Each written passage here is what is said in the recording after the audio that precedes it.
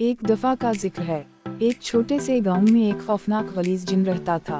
इस जिन का नाम गलीतू था। वो एक खतरनाक कदमखोर था। इसकी शक्ल डरावनी और जिस्म पर काले गंदे बाल थे जो बहुत ही लंबे और बदबूदार थे, और वो रूप बदल लेता और वो गांव के लोगों की जिंदगी अजाब बना चुका था। गलीतू दिन रात खाता रहता। गलीतू गांव वालों के मवेशी और मुर्गे सब खा जाता।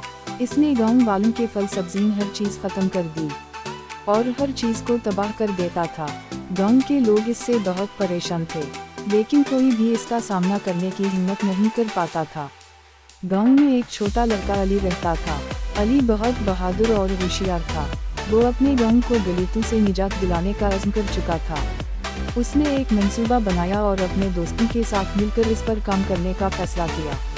अली ने अपने दोस्तों के साथ मिलकर एक बड़ा जाल बनाया और उसे गलीतू के पसंदीदा खाने के करीब लगा दिया।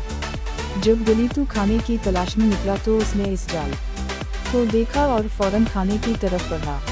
जैसे ही वो जाल के करीब पहुंचा, अली और उसके दोस्तों ने जाल खींचकर गलीतू को काबू में कर लिया। गलीतू जाल में फंस गया और बाहर निकलने की कोशिश करने लगा, मगर अली और इसके दोस्तों ने उसे नहीं निकलने दिया।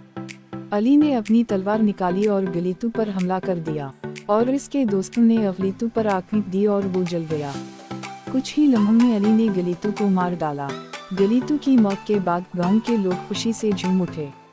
गांव के लोगों ने मिठाइयाँ बांटी। इन्होंने अली की बहादुरी की तारीफ की और उसका शुक्रिया अदा किया।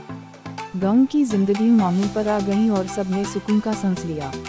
यूं अली की बहादुरी ने गांव को गलीतू से निजात दिला दी और वो गांव के हीरो बन गए। अली ने साबित कर दिया कि अगर इरादा पक्का हो तो किसी भी मुश्किल का सामना किया जा सकता है।